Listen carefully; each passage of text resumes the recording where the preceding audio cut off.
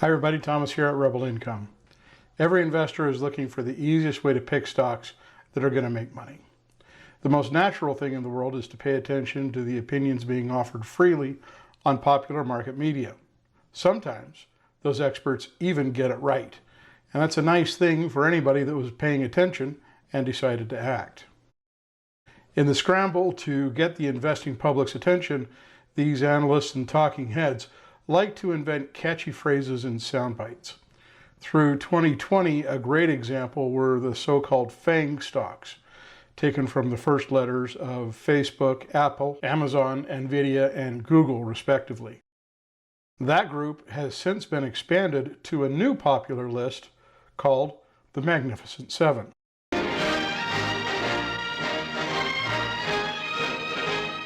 No, sorry, not that Magnificent Seven.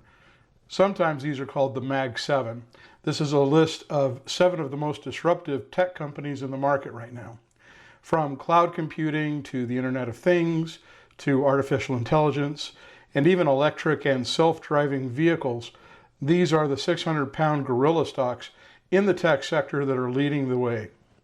Their influence is spread so far, in fact, that changes in these stocks' prices have an outsized, disproportionate influence on the indices, like the NASDAQ and even the S&P 500 that they're included on. Market action so far in 2024 has been largely determined by the determination of the market, driven in no small part by the Mag 7, to drive to new highs even as there remain persistent indications that the economy remains inflated, including the Fed's willingness to keep rates high as long as it takes to slow economic activity to historically sustainable levels. In my opinion, the disconnect between the two different camps translates to an increasing level of risk that puts average investors increasingly at risk of being left holding the bag at the worst possible time. I'm going to show you some simple ways to measure the Mag 7 against the market, and that I believe makes the risk in these stocks more clear than ever.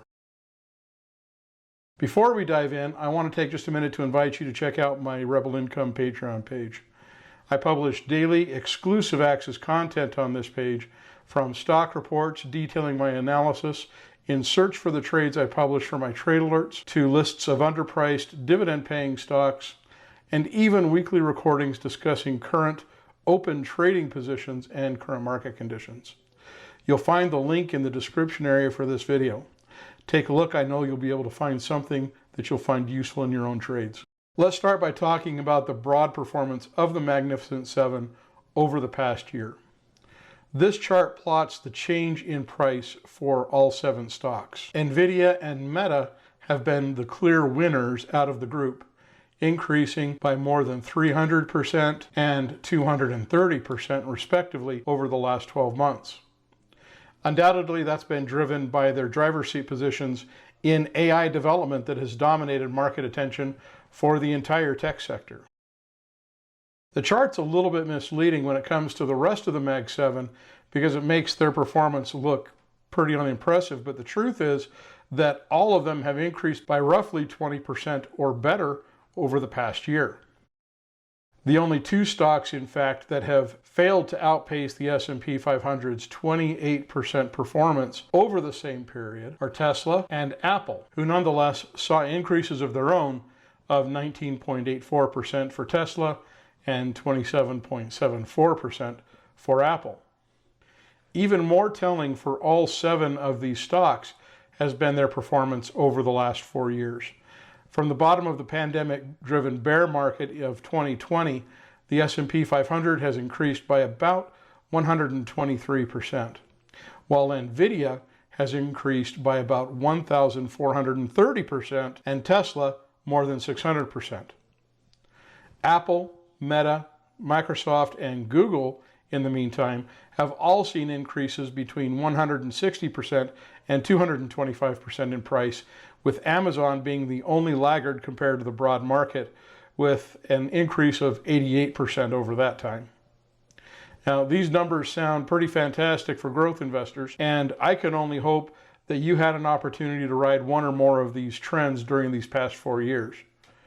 The very nature of these increases, however, lends strength to a basic principle of trend analysis that every investor needs to understand, no matter what their investing style or preference may be. The fact is that no matter how long a trend lasts or what direction it's going, no trend is permanent. One of the first principles of trend analysis that was drilled into my head more than 2 decades ago is the fact that every trend ends. Bullish upward trends stop and start to go down, and bearish downward trends reverse direction at some point and go higher. Sounds simple enough, right? It makes complete sense on its face, and yet whenever a stock like Nvidia produces astronomical profits, the only thing experts and enthusiastic traders want to talk about is its unlimited upside. They start to dismiss the idea that the stock will at some point start to go down in any kind of significant way. The market has a name for this phenomenon. It's called unbridled enthusiasm, and it describes the point where everybody is bullish about a stock or about the market. Contrarian people tend to be naturally inclined to go against the grain of the crowd. It's a hesitation to jump on the bandwagon of popular opinion, and in the stock market, it's an instinct that I've learned to trust. That's because the longer a trend goes in one direction and the more one-sided market discussion becomes, the greater the odds that the market is set to move in a devastating fashion against popular sentiment and opinion becomes. Now, let's consider all of the Mag 7 stocks and their respective impressive performance over the last 4 years. While I have to agree that their performance alone doesn't automatically mean they're poised to go lower, I do contend that their performance does imply that the risk of a reversal to the downside is increasing more than the chances they'll keep going up. That means that if you're thinking about buying these stocks today, there's an increasing likelihood you'll buy at the top of their respective long-term trends when the odds of success are at their absolute lowest. Besides price action and trend analysis alone, there are also some interesting signs from these stocks' valuation metrics that support the argument that they are currently extremely overbought.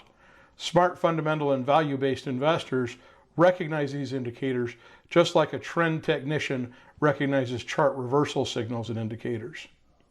For Rebel Income, I like to compare a stock's current valuation metrics against their historical averages to determine if a stock represents a good value. When current metrics exceed historical averages, you have a good indication the stock is overvalued, and you should start asking questions about how much more room the stock has on the upside. Another way that you can measure a stock's current increase to determine how overextended it might be is to compare some of those same valuation metrics for each stock against average market valuation metrics. To start, let's look at the average price to earnings, price to sales, price to cash flow, and price to book ratios for the S&P 500. Now, I'm not going to worry about whether these ratios are high, low, or healthy at their current levels. Right now, they simply provide the barometer we're going to use to measure the Mag 7 against. Let's see how they line up. It doesn't take much more than a quick scan to see that every one of the Magnificent Seven's ratios are higher than the average of the S&P 500, an index they're all part of, and that they've shown a repeated ability to influence on an outsized basis in recent years. Along with the hyperextended state of most of their trends over the last 4 years, these numbers offer strong evidence that they're overdue for a strong correction. That does beg the question, however, of how much downside risk could investors really be exposed to.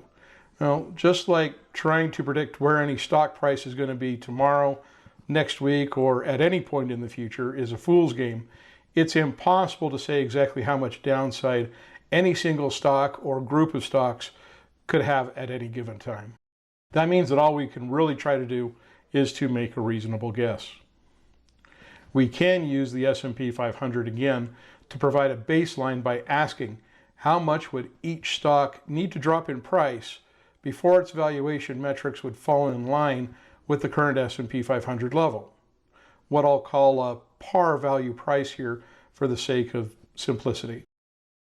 Here's what these numbers look like. Now, I should add here that none of these numbers say a single thing about the company themselves. The strength of their underlying business isn't in question here, only what kind of risk or opportunity these stocks offer. It seems clear that right now, every one of the Magnificent Seven carries far more risk right now than opportunity. Thanks for your time, my friends. I hope this has been useful. If you like this video, click here to subscribe to my channel so you can get notifications for each new video I publish. You can also click here to learn more about my Rebel Income system. Thanks again. I'm Thomas. Talk to you again soon.